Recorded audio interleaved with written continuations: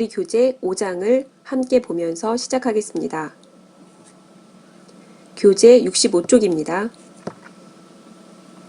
자, 계층 분류표에서 계층은 무엇인가 라는 것으로 먼저 시작하겠습니다. 우리가 지난번에 패시 분류표를 배우고 직접 만들기도 했는데요.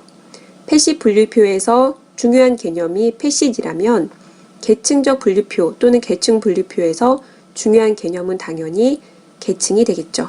우리 교재 65쪽을 보면 분류표에서 계층은 연속적으로 하위 구분되는 일련의 무엇이나 무엇이다 라고 기재가 되어 있습니다. 자, 한번 적어봅니다.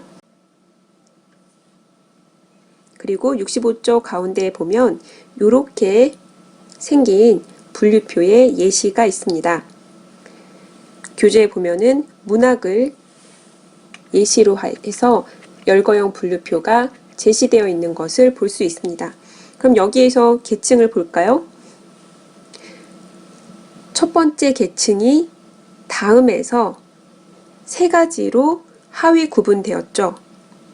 그래서 하위 구분되는 일련의 부류나 집단, 첫 번째 계층이고요. 다음을 한번 볼까요? 각각의 두 번째 계층은 다시 세 가지로 한 번 더 하위 구분되죠. 이렇게 한 번 되고 또 되니까 연속적으로 하위 구분된다고 볼 수 있습니다. 여기에는 세 가지, 이 세 개가 하나의 계층을 이루고요.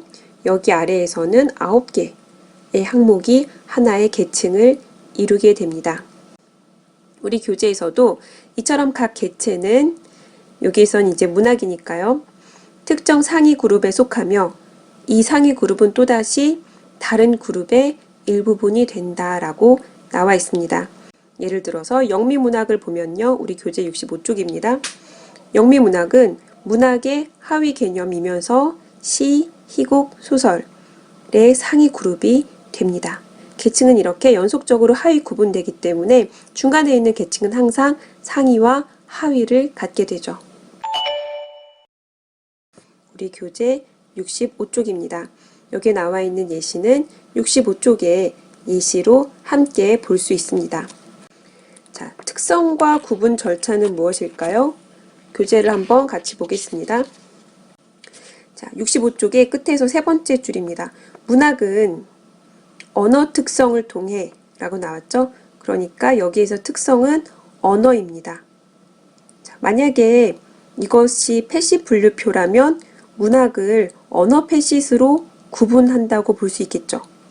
그래서 계층 분류표에서의 특성이라는 것은 패시 분류표에서는 패시과 유사한 기능을 하겠죠. 문학은 언어 특성을 통해 하위 클래스로 구분됩니다. 그러니까 그 문학이 어떠한 언어로 되어 있는가에 따라서 영미 문학, 독일 문학, 프랑스 문학으로 하위 구분되는 것이죠. 그리고 그 클래스는 다시 또 다른 특성이죠. 문학 형식이라는 특성에 따라 구분이 됩니다. 그래서 계층이 계속 하위로 연속적으로 구분되어 있죠. 즉 65쪽 끝부분과 66쪽 앞부분인데요.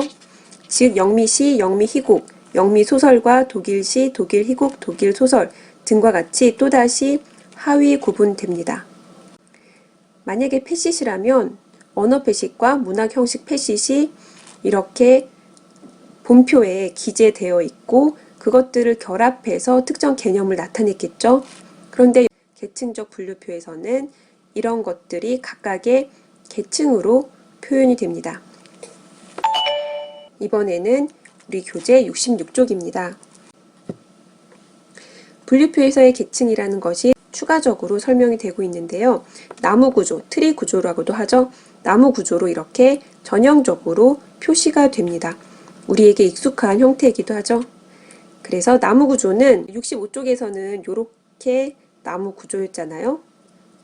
제가 더 자세히 보면 뿌리 구조라고도 했었는데 크게 나무 구조라고 포괄적으로 이야기를 합니다. 이 구조는 밑으로 뻗어 내려가는 형식이고요. 여기에서 이렇게 옆으로 확장되는 이러한 형식으로도 표현될 수 있다라는 것이죠. 자, 우리 교재 66쪽에 보시면 이러한 방식은 그쵸? 분류표를 적어 내려가거나 인쇄하는 방법과 유사하다라는 부분이 있습니다. 자, 계속하겠습니다. 자, 계층 분류표는 우리 교재 66쪽에 나온 것처럼 무엇이라고도 하죠? 여기다가 써보기 바랍니다. 그래서 영미시라는 것은 이렇게 언어와 계층의 구분 특성이기도 했죠. 언어와 그리고 문학, 형식으로 구성된 복합 주제입니다. 그래서 열거형 분류표에서 이 부분은 언어 측면의 영어, 문학 형식 측면의 시가 미리 조합이 된 복합 주제인 것이죠. 계층적 분류표, 열거형 분류표에서는 계층 하위로 갈수록 복합성이 더 커지게 됩니다. 만약에 패시브 분류표라면 언어와 문학 형식이 별개의 패시스로 구분되어 있어서 단일 주제가 대부분 분류표에 제시되어 있겠죠. 그런데 열거형 분류표는 계층별로 이렇게 구분 특성이 한 번씩 더 결합되면서 아래로 내려갈수록 더 많은 복합 주제가 형성되게 됩니다. 자, 이번에는 67쪽의 동의 개념의 배열 순서를 살펴보겠습니다. 우선 동의 개념의 배열 순서란 무엇인가를 먼저 보려면 동의 개념이 뭔지 봐야겠죠.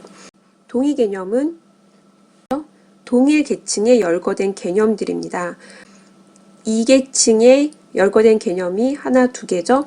그러면 동의 개념이 두 개 있는 거죠. 동위, 위치가 같다는 것입니다. 3계층을 기준으로 한다면 하나, 둘, 세 개가 동의 개념인 것이죠. 만약에 패시스라고 한다면 하나의 패시드 아래, A라는 패시드 아래 구분지가 5개가 있다 라고 봤을 때 이것이 계층의 동의 개념에 해당하게 됩니다. 다음 슬라이드를 보겠습니다.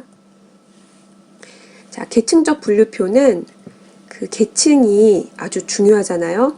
그래서 그 동일 계층을 이루는 동의 개념이 더욱더 눈에 명확히 들어오고요. 그 동의 개념을 어떻게 배열할 것인가가 중요합니다.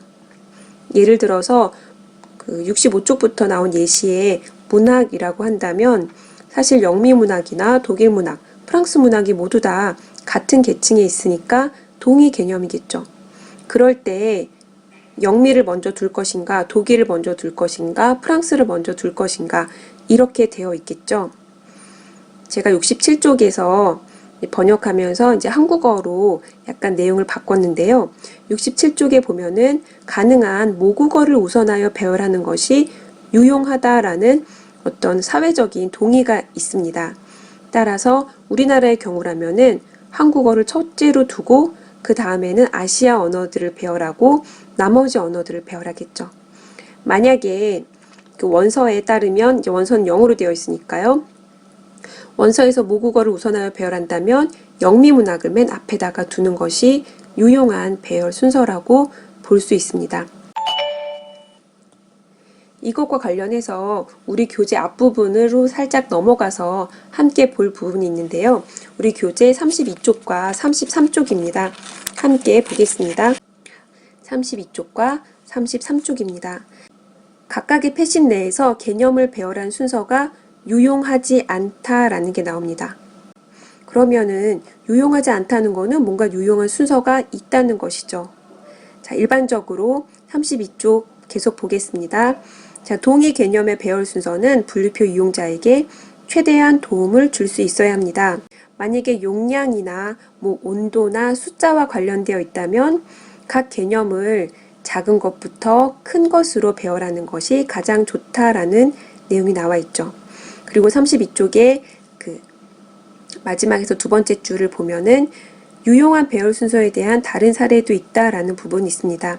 이게 숫자처럼 비교적 배열 순서가 명확한 경우를 제외하고 나서도 유용한 순서를 언급할 수 있다는 것이죠. 그게 이제 우리 슬라이드에 나오는 것인데요. 예를 들면 수학은 복잡성 증가순이라는 배열 순서가 유용하다고 나와 있습니다. 33쪽 맨 위를 보면요. 산수, 다음에 대수, 다음에 미적분 이런 순서가 있는데 산수가 가장 쉽고 간단하고 미적분이 가장 복잡하고 어렵다는 의미인 것이죠. 두 번째로 33쪽에 예시로 나와 있는 권총도 한번 볼 텐데요. 권총이라는 주제는 진화의 순서라는 것이 있다고 합니다. 예를 들어서 화승식 총, 바퀴, 부싯돌식 총을 보면은 가장 먼저 화승식이 나왔고 마지막에 부싯돌식이 나왔다는 이야기인 것이죠. 이 외에도 수업 시간에 우리 같이 본 것은 공간이라고 하면은 가까운 것부터 이런 이야기가 있죠. 시대수는 먼 것부터 또는 반대로 가까운 것부터 이런 배열이 가능하고요. 그 시대는 계속 증가하기 때문에 오래된 것을 앞으로 두는 것이 분류표의 확장에 유용하긴 하겠죠. 여러분들이 각각 그 분류표를 만들면서 유용한 순서는 무엇인가 하고 고민을 해봤을 텐데요. 복잡성, 진화, 숫자, 가까운 것, 이제 공간성인 것이죠. 공간성이 인접한 것부터 이런 여러 가지 경우에 따라서 어떻게 동의 개념을 배열하는 것이 가장 효과적인가 이것을 고민해 볼 필요가 있습니다. 자, 이번에는 67쪽으로 다시 돌아와서 패시 결합 순서입니다. 자, 열거형 분류표에서도 패시 결합 순서라는 개념을 가지고 올 수 있는데요. 우선 열거형 분류표니까 우리가 배웠던 패시시라는 개념을 복습 삼아 다시 한번 정리해 보면 단면체의 한 단면이고요. 복합 주제인 경우에 특히 여러 단면이나 부분으로 구성되기 때문에 우리 교재 20쪽과 21쪽도 한번 같이 보고요. 예를 들어 아동심리학이다 라는 예시가 있으면 아동이라는 연구 대상과 심리학이라는 학문 분야 두 가지의 단면이나 부분이 존재한다는 것이죠. 기본 개념에 대해서 보면 단일 개념이 모여서 복합 주제를 형성하고 이렇게 모여서 복합 주제를 형성하고 이 복합 주제는 다시 쪼개지는 것이죠. 이렇게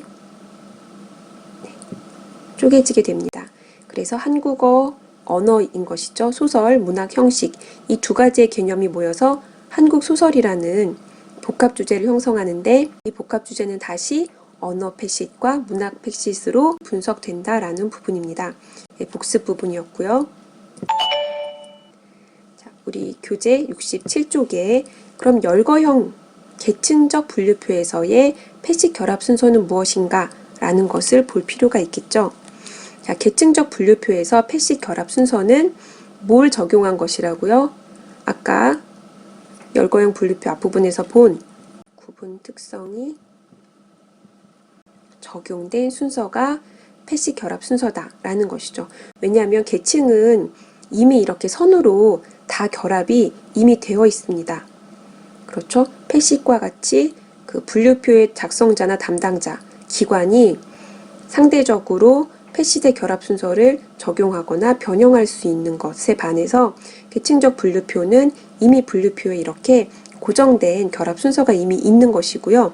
기존에 이미 고정되어 있는 계층을 보고 이것은 이런 기준으로 구분되었을 것이다 라고 구분 특성을 거꾸로 뽑아낼 수 있는 것이죠.